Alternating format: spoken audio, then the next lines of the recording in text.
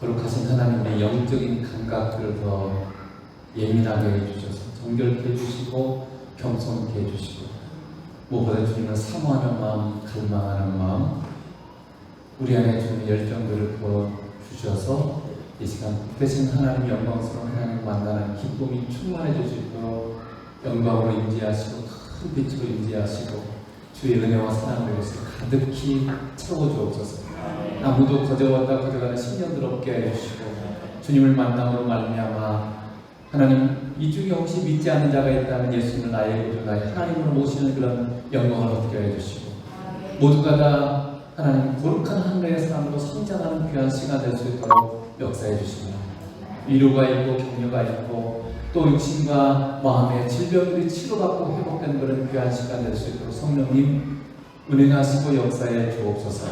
감사하고 예수님 이름으로 기도드리옵나이다. 아멘.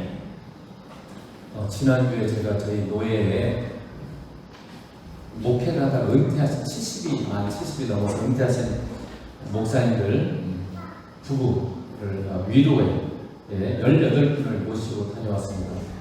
그 중에 한 분이 자신이 목회할 때 큰 은혜가 있었는 거예요. 지금도 굉장히 전도하고 열심히 하시는 분인데 자신의 은혜를 자꾸 제가 조금 이제 많이 그래도 그분에 비하면 젊으니까 많이 들려주고 싶었나 봐요. 그분의 이제 간증을 하나 들었는데 그분이 교회를 4개를 개척하셨다고 해요. 새롭게 교회를 시작하는 것을 4번 하셨다는 거예요. 그 중에 한 번 이제 순천에서 했던 얘기를 하시는데 그분은 이런 얘기를 하더라고요. 자기가 이렇게 교회 목회를 할 때 자기는 집에서 잔 적이 별로 없대요. 거의 그냥 옛날에 많이들 그러셨어요. 이게 강대상에서 자고 말씀 보고 기도하고 그렇게 사셨다는 거죠. 그래서 순천에서 이렇게 목회를 할 때, 개척을 할 때 개척하니까 먹을 게 없잖아요. 사례비도 안 나오고 먹을 게 너무 없어서 그런데 이제 이렇게 하다가 너무 배가 고파서 아버지도 저 너무 배고파요. 이렇게 하나님께 기도를 하소연 기도를 했다 그래요. 그런데 다음날 아침에 쌀 한 포대가 배달이 됐대요. 쌀집에서. 그래가지고 쌀집 주는 저 쌀 배달시킨 적이 없는데요. 돈이 없으니까. 그랬더니 이미 돈이 다 지불됐으니까 걱정하지 마세요. 이렇게 얘기를 하더래요. 그래서 누가 보낸지도 모르고 그냥 이게 쌀이 왔는데 그래서 그걸 먹고 이제 하나님께서 나를 이렇게 내 기도를 들어주셨구나 이렇게 생각하시고 이제 있는데 몇 달 후에 이제 그 교회에서 부흥회를 갔는데 한 집사님이 와서 이런 간증을 들려주시더래요. 그 집사님이 하루 저녁에는 밥을 맛있게 지어서 이렇게 밥을 먹으려고 하는데 2번에 걸쳐서 주님의 음성이 딱 들리더라고요. 뭐라고 들리냐면 주의 종은 굶주리는데 너만 먹냐? 이렇게 그 음성이 정확하게 2번이 들리더래요. 그래서 밖에 갔는데 그동안 보이지 않던 저쪽에 있는 십자가가 그냥 보이더래요. 그래서 저 교회 목사님 지금 굶주리고 있구나 이런 생각이 들어서 바로 쌀집에 가서 돈을 지불하고 저 교회에 쌀을 좀 배달해줘서 이렇게 해서 이제 그 쌀을 배달해줬다는 그런 간증이었어요. 오늘 본문에도 보면 바울이 골로새 교회 성도를 위해서 얼마나 애쓰는지를 보여주고 있습니다. 오늘 2장 1절에 보면 이렇게 되어 있잖아요. 내가 너희와 라오디게에 있는 자들과 무릇 내 육신의 얼굴을 보지 못하는 자들을 위하여 그러니까 너희를 위해서 얼마나 힘쓰는지를 너희가 알기를 원하노니. 여기 힘쓰다는 말이 영어로 스트러글이라고 되어 있죠. 이게 무슨 말이냐면 죽을 힘을 다해서 애쓴다 그런 뜻이에요. 그런 의미에서 저는 굉장히 한없이 죄송스럽고 하나님께 죄송스럽고 여러분에게도 미안하기도 하고 왜냐하면 저는 죽을 만큼 그렇게 하는 것 같지 않아서 참 죄송합니다. 그래서 우리가 정말 질문을 던져보고 싶은 것이 나는 주님을 사랑해서 주님을 위해서 죽을 힘을 다하고 애쓰고 있는가? 죽을 힘을 다해서 애쓰고 있는가? 정말 여러분이 세상에 이것저것 위해서 많은 애를 쓰죠. 근데 정말 주님 때문에, 주님을 위해서 그렇게 애를 쓰고 있는가, 죽을 힘을 다해서 애를 쓰고 있는가, 그런 질문이 저에게도 왔습니다.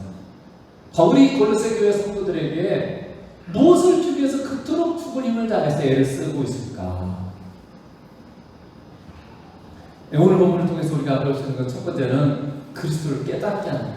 어떻게든지 바울이 그렇게 애를 쓰는 이유는 이 골로새 교회 성도들 예수님을 더 알기를 원하기 때문에 그렇다는 거죠. 오늘 2장 2절에 보면 이는 그들로 마음의 위안을 받고 사랑 안에서 연합하여 확실한 이해의 모든 풍성함과 하나님의 비밀인 그리스도를 깨닫게 하려 하니, 저기에 보면 확실한 이해의 모든 풍성함, 이것도 마찬가지예요. 예수님을 완전히 알기를 원한다는 것이에요.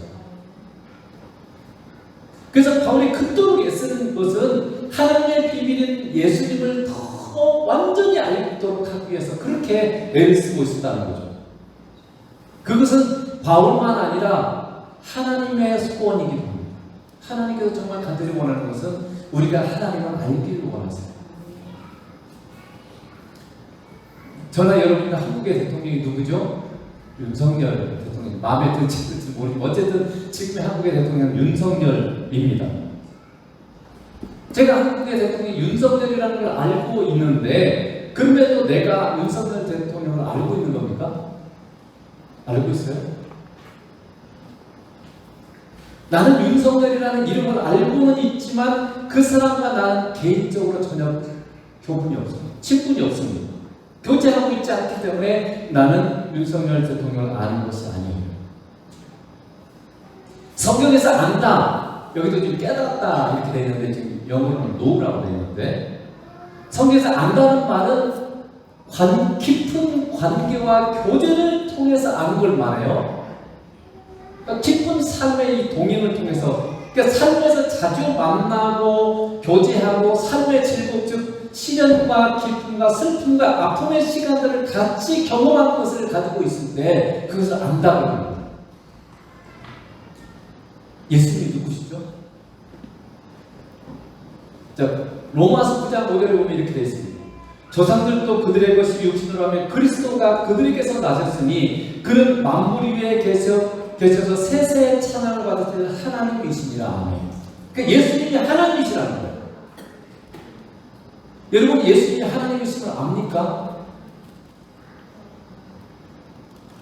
다른 말로 말하면 여러분의 삶에서 주님을 찾고 만나서 그분이 하나님으로서 행하신 창조주로서의 지혜와 능력을 경험한 적이 많이 있냐는 거예요.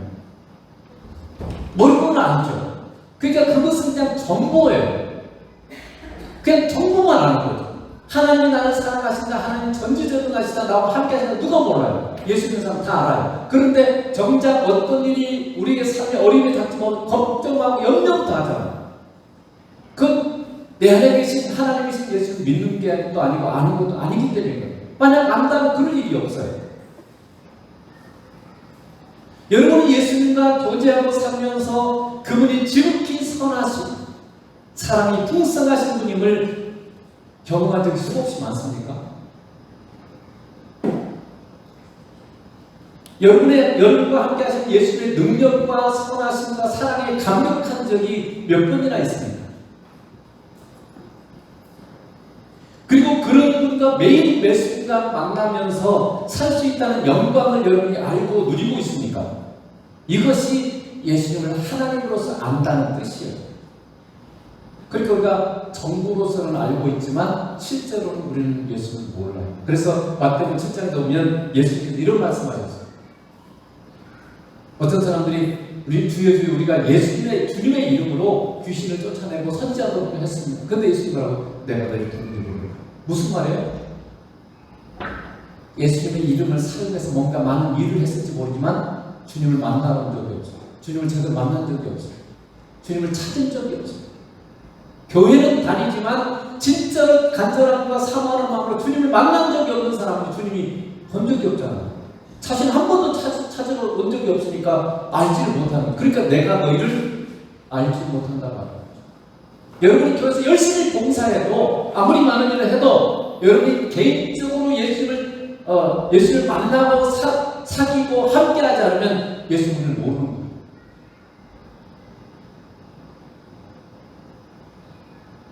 바울은 복음 전파와 그의 삶의 헌신을 통해서 믿는 사람들이 그들과 함께 하시는 예수님의 하나님이심이 항상 삶에서 경험하고 누리기를 원했어요.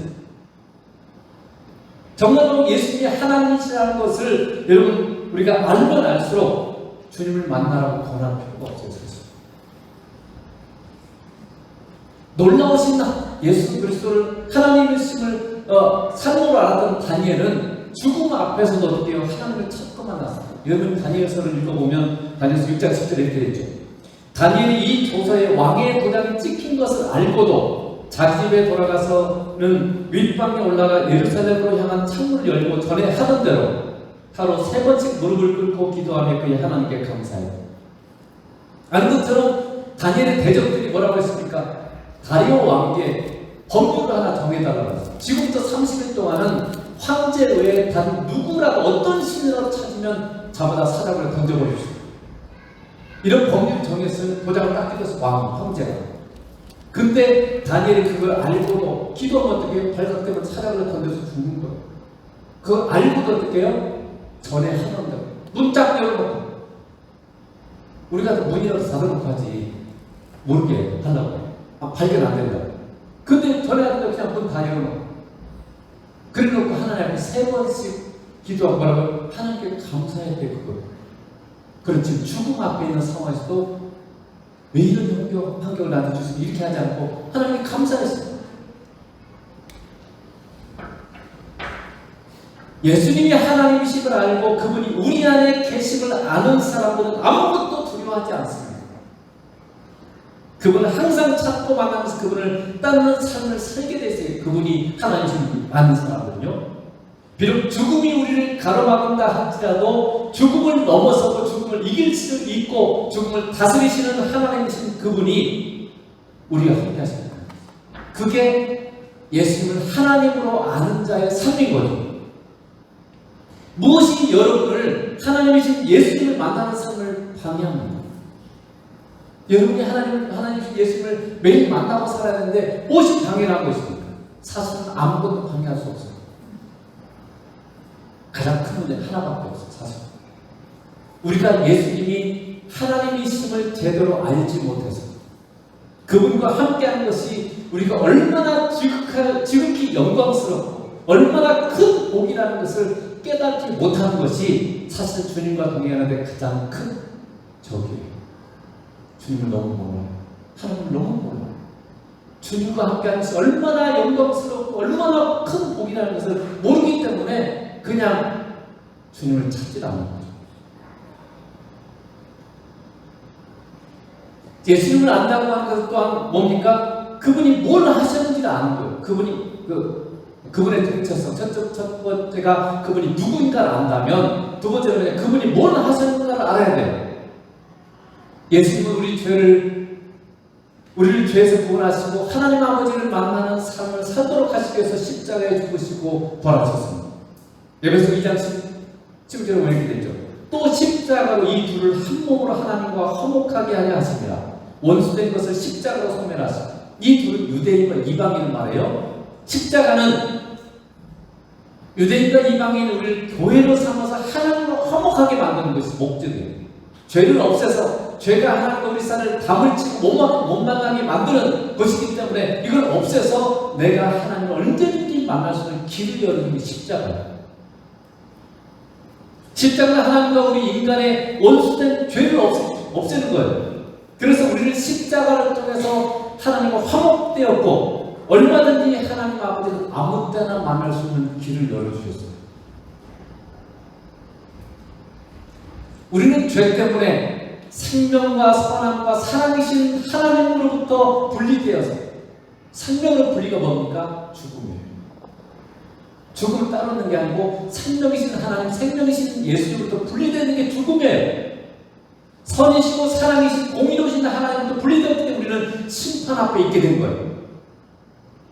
그런 우리를 예수님은 십자가를 통해서 죄를 담당하셔서 하나님의 생명, 하나님의 선함, 하나님의 사랑을 누릴 수 있는 길을 여러분이 예수를 믿는 순간 지금부터 영혼까지 열어보셨어요.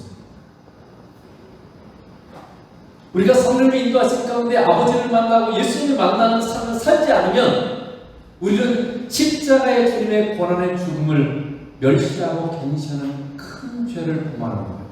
여러분 아무렇지도 않게 생각하겠죠. 내가 인생 살기 너무 바쁘니까 주님 안 만나고 살고 하나님 안 만나고 사는 게 그냥 그럴 수도 있는 거지 아무것도 아니라고 생각할지 몰라. 그러나 이게 하나님이 지극히 큰 소원이고 영원 전부터 가진 하나님의 계획입니다. 인간됨을 상실하는 그런 죄인 거죠. 복음의 복음됨을 놓치는 그런 죄인 거죠. 여러분 주님은 그 크신 하나님으로서의 영광의 보좌를 버리시고 마리아의 육신의 모친 마리아의 젖을 먹고 보살핌과 도움을 입어야 되는 연약한 아기의 모습으로 오셨어요. 그게 성육신이죠. 이것이 얼마나 낮아짐인가를 얼마나 겸손해진 것인가를 우리로서는 이해할 수도 느낄 수도 없어요. 왜냐하면 지극히 크신 그 하나님이 가장 연약한 모습 자기 육신의 어머니 마리아의 젖을 빨아먹어야만 살 수 있고 그냥 어머니의 보살을 받은 지극히 그 연약한 아기의 모습을 오신 거죠. 천사들의 경배를 받아서 마땅한 그분. 그리고 피곤과 굶주림과 고난의 공생을 사시고 배신을 당하시고 그리고 그분이 십자가를 쓰고 아무도 그 곁에 사람이 없었어요. 모든 사람이 욕하고 비난하는 그런 고난을 당하셨습니다.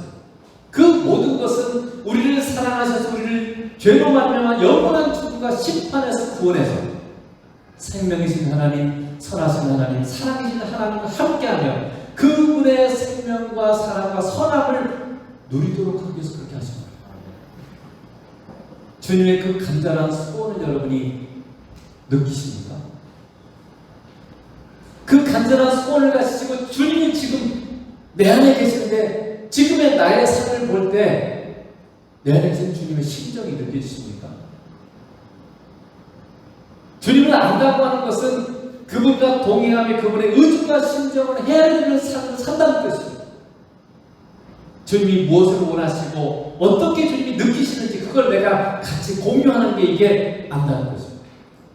부부간에도 그 마음속에 있는 생각들 그리고 느낌과 정서를 나눌 때 그걸 같이 하나가 되는 거예요.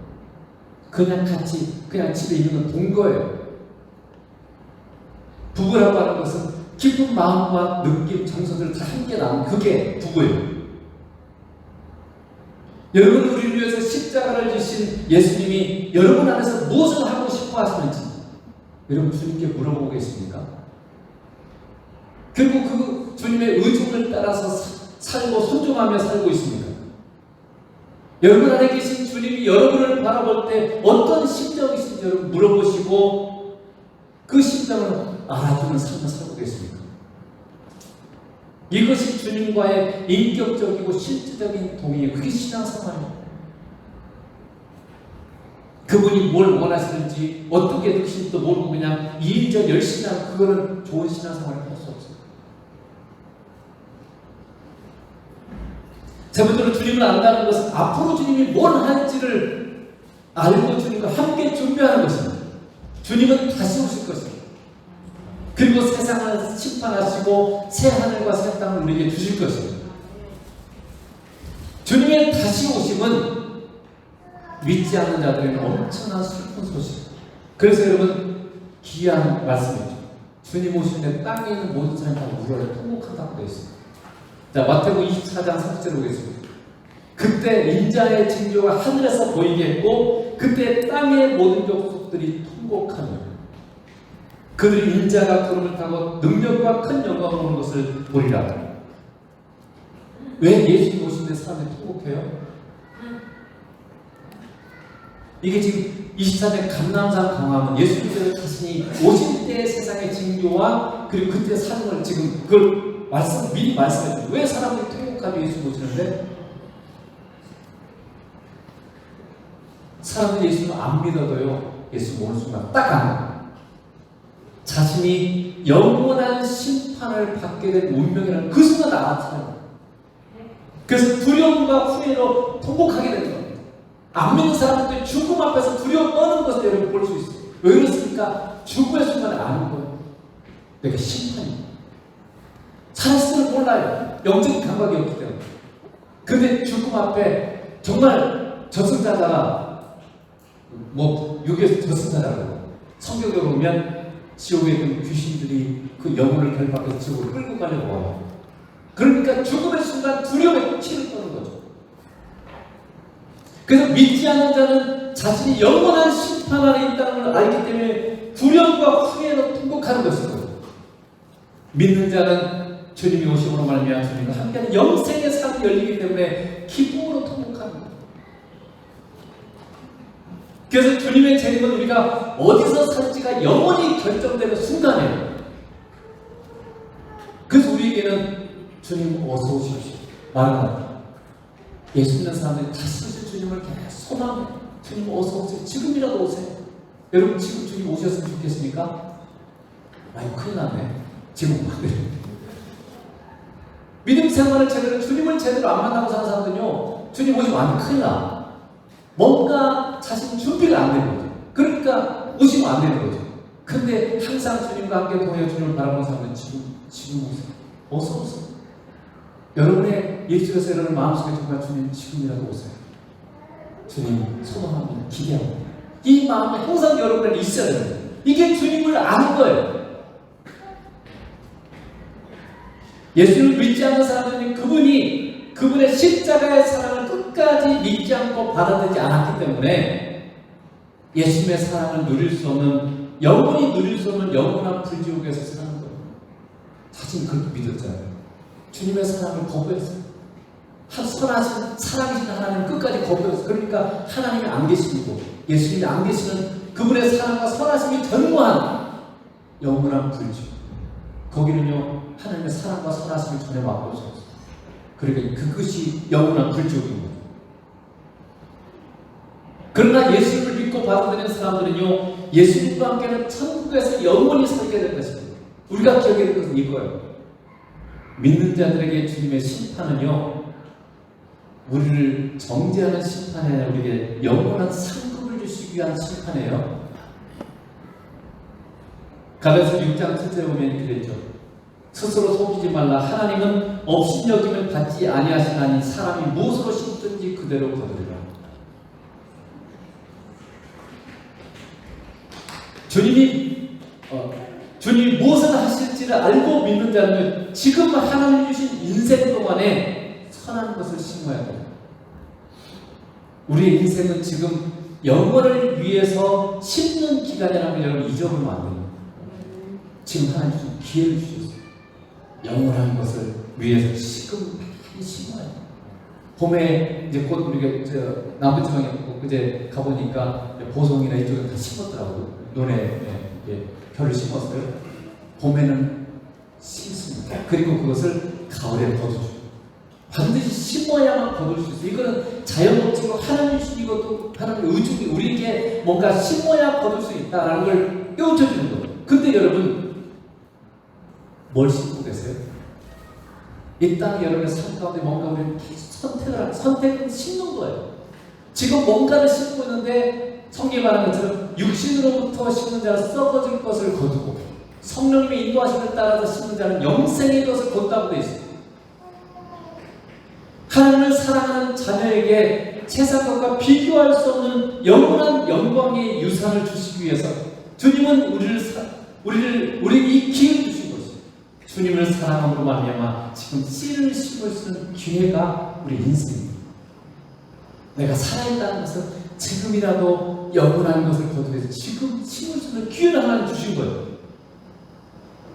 주님을 알지 못해서 지금 주님이 기뻐하는 것을 심지 않은 자는 영원한 나라에서 영원한 상급을 제대로 받지 못합니다. 천국에 가겠죠. 예수님. 그러나 그곳에서 여러분 아무것도 받을 게 없어요. 그게 뭔지를 성경은 잘 보여주고 있지는 않아요. 그러나 여러분 하나 기대할 것은 그 땅에서 하나님께서 우리에게 주실 것은 이 땅과는 비교할 수 없는 것을 여러분 하나는 알아요. 여러분은 하나님 나라에서 상급이 될 만한 것을 지금 얼마나 심으셨습니까? 여러분의 인생을 신앙생활 여정을 한번 뒤를 돌아보세요. 내가 정말 주님을 사랑하기 때문에 정말 믿음으로 씨를 뿌린 그런 씨앗을 뿌린 게 여러분 얼마나 되나요? 여러분의 삶을 지금 주님이 보실 때 상급을 줄 만한 것이 여러분의 삶에 있을까요? 지금 신앙은 자꾸 나를 봐야 돼. 나 자신을 봐야 돼. 깊이 주님의 입장에서 나를 항상 바라보는 거예요. 하나님의 입장에서 나를 바라보는 거예요. 주님이 볼 때 나는 지금 제대로 믿음으로 살고 있는가? 정말 충성스러운가? 나의 삶을 보시고 하나님께서 너 정말 착하고 충성된 종이구나. 너의 수고에 대해 내가 이렇게 갚아주마 하는 뭔가 그런 것들이 있는 삶을 지금 여러분 살아야 돼요. 그냥 세상 따라하고 세상 사람은 유행 따라하고 세상의 사상과 흐름을 따라가면 여러분 육신적으로 살고 아무것도 거둘 게 없어. 심은 게 하나도 없잖아. 주님을 제대로 아는 사람들만이 지금 이 믿음의 씨, 선한 씨앗을 지금 뿌리는 거예요. 주님을 모르면요, 소멸은 그렇게 해서 어떻게 살아? 봉사하는 것도 힘들고 헌금 드리는 것도 힘들고 뭐 하는 거 다 힘들잖아. 주님 앞에 드리는 것은 내가 육신으로 누릴 수 있는 것을 뭔가 제한하고 희생하는 거예요. 그때 주님이 이 모든 것에 대해서 엄청난 놀라운 것으로 갚아준다는 이 믿음이 주님을 알지 못하면요 아깝잖아요. 그러니 인생할 수밖에 없고 자꾸 물러설 수밖에 없고 주님을 제대로 알지 못하기 때문에 나타나는 현상들인 거죠. 두 번째로 복음이라는 것은 뭐냐면 바울이 왜 이렇게 수고했는가 애썼는가 하면 두 번째는 하나님의 지혜와 지식을 가진 삶을 살도록 하기 위해서입니다. 복음이라는 건 뭐냐면 내가 인간의 지혜와 지식으로 사는 것이 아니라 하나님의 지혜와 지식으로 사는 삶을 살 수가 있다는 거죠. 골로새 2장 3절에 오늘 본문에 뭐라고 했습니까? 그 안에는 예수님 안에 예수님 안에는 지혜와 지식의 모든 보화가 감추어져 있느니라. 이 지식은 인간의 것과 비교할 수 없는 하나님의 지혜와 하나님의 지식을 말해요. 인간은 결코 발견할 수도 없고 알 수도 없는 신비롭고 놀라운 지혜와 지식이 예수님 안에 있습니다. 그래서 하나님의 지혜와 지식의 보고인 예수님을 알았던 바울은 이처럼 말을 했어요. 빌립보서 3장 8절에 또한 모든 것을 해로 여김은 내 주 그리스도 예수를 아는 지식이 가장 고상하기 때문에. 영어 성경은 뭐라고 해요? Surpassing greatness. 가장 위대하다. 이 세상에 어떤 것보다 더 위대하고 놀라운 것이 뭐요? 예수님을 아는 거라. 아는 지식이 가장 가치고 놀라운 거다. 이렇게 지금 바울이 말하고 있죠. 여러분은 세상에서 막 어떤 사람은 뭐 학위 또는 자격증 따는 얼마나 애를 씁니까? 그런데 우리가 진정으로 추구해야 될 지식은요, 세상에 어떤 과학적, 의학적, 상식적인 지식보다 예수님을 아는 지식. 그래서 디모데전서 4장에 보면 일에 전심전력, 예수님을 아는데 말씀과 기도로 사는데 전심전력하라고 말하고 있죠. 예수님을 아는 지식의 그 가치에 비하면 세상에 어떤 것이든지 그것은 뭐라고요? 배설물과 같다는 거, 똥과 같다는 거, 쓰레기 같다는 거. 세상에서 꽤 괜찮은 것들이 있죠. 그렇지만 예수님을 아는 것에 비하면 그것은 쓰레기와 같은 거예요. 아무런 가치가 없어요. 그게 성경의 선포입니다. 하나님의 선포예요. 저도 예수님을 알아가지고 세상에 것이 흥미가 없어져요. 가치가 없어요. 좋은 차들이 눈에 들어오지 않습니다. 좋은 집들이 그냥 그런 건 있는가 보다 하지 그걸 뭐 꼭 가져야 되겠다 없어서 나는 불행하다 그런 생각이 들지도 않아요. 그냥 전혀 그걸 갖고 싶은 마음이 없어요. 있으면 좋겠죠 물론. 그렇지만 그것을 뭐 갖고 싶다는 이런 그런 소원도 없고 그런 기도도 하지 않아요. 전혀 그런 마음이 없어요. 더 예수님을 알고 싶고 더 예수님과 깊은 교제를 나누고 싶은 그 소원이 내 안에 있는 거죠. 세상의 것은 잠시 잠깐의 것이고 가치가 없기 때문인 것입니다. 여러분도 다 봤잖아요. 누가 세상에서 가장 버려놓고 이루는 걸 여러분 가지고 가는 사람 봤습니까? 아무도 가져가지 못해요. 그래서 그런 사람은 성경에 시편 39편 49편에 보면요 깨닫지 못한 사람 짐 쓰는 것 같아요. 아무것도 가져가지 못하는데 마치 가져간 것은 영원히 자기 것인 것처럼 자기 이름으로 토지를 자기 이름으로 부르는 거다. 그렇게 시편 기자가 얘기하고 있어요. 세상에서 부자가 되고 세상에서 성공한다는 것은 잠시 기쁨이 될 수 있어요. 잠시 영광을 받고 잠시의 편리함과 배부름을 줄 수는 있어요. 그렇지만 그것은 나를 행복하게 만족하게 해주지 않습니다. 그것이 나의 가치를 높여주지도 못하고 나를 변화시키지도 못하고 영원은 더군다나 영원한 것은 전혀 가질 수 없습니다. 그러나 예수님을 알수 예수님을 깊이 만날수록 점점점 만족이 돼. 세상이 줄 수 없는 평안, 세상이 줄 수 없는 기쁨을 주님은 우리에게 주십니다. 그리고 점점 예수님을 알고 만날수록 사람들도 사랑할 수 있어요. 용서할 수 있어요. 그리고 사람들이 귀한 거예요. 소중히 여기지는 마음들이 생겨요. 돈 많은 사람을 하찮게 해줄 수 있어요. 성공한 사람, 세상 사람들을 하찮게 해줍니다. 자기보다 한참 못한 사람들 경시하고 무시하고. 그러나 예수를 깊이 만난 사람을 소중히 사랑합니다. 시편 34편 10절에서 성경이 이렇게 얘기합니다. 젊은 사람은 궁핍하여 줄일지라도 영원을 찾는 자는 모든 좋은 것에 부족함이 없습니다. 여러분 부족하세요? 내가 만족하지 못하는 이유는 뭔가 부족하기 때문에. 그러니까 성경 뭐라고 말합니까? 하나님을 찾는 자, 그 사람 모든 좋은 것에 부족하지 않아요. 만족하다는 뜻이에요. 이거 없어서 못 살겠다, 이래서 못 살겠다, 저래서 못 살겠다, 이렇게 하는 사람들은요 좋은 것에 부족하기 때문에, 뭔가 부족하기 때문에 그렇게 생각하는 거예요. 모든 것이 채워진 사람은 부족할 리가 없잖아요. 만족하죠. 그래서 시편 23편에 1절에 말하죠. 여호와는 나의 목자니 내게 부족함이 없어요. 근데 영어 성경은 참 재밌어요. 내가 원하는 게 없습니다.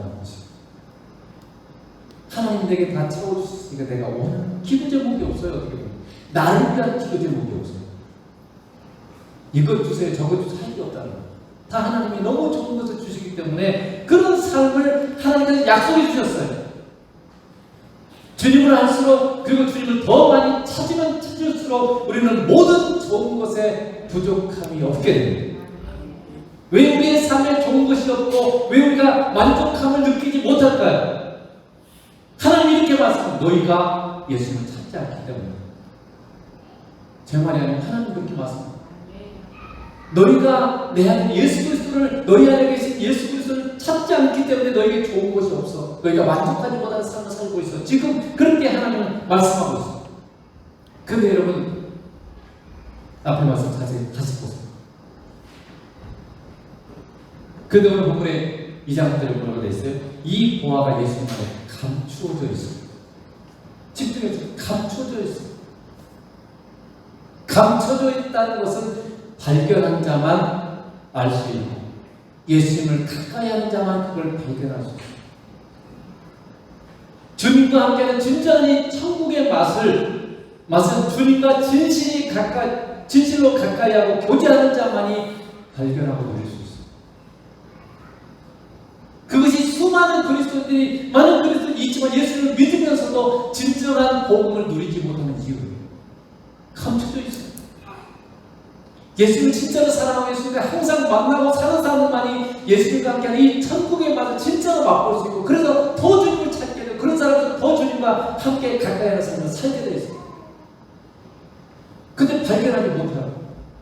예수 믿든 안 믿든 비슷한 거예요. 그러니까 예수를 찾을 이유도 없고 그렇게 사는 거죠. 저의 단 한 가지 소원도 여러분 모두가 주님을 가까이 하면서 예수님과 함께하는 영광스러운 복음의 삶을 발견하고 누리는 거예요. 왜 우리가 이렇게 자꾸 여기서 지금 임재동이 주님과 임재동이 주님의 임재 가운데 함께 계속 주님과 함께 동행하고 함께 걸어가는 삶을 말해요. 왜 주님과 사귀는 주님의 마음을 헤아려 되겠고자 할까?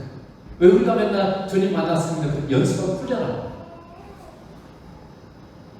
주님과 함께하는 이 천국의 맛을 여러분이 그걸 발견하고 누리도록 하기 위해서 그런 거예요. 예수님은 이 땅에 천국의 영광스러운 삶을 우리에게 주시기 위해서 우리 안에 오셨어요. 근데 누리고 있습니까?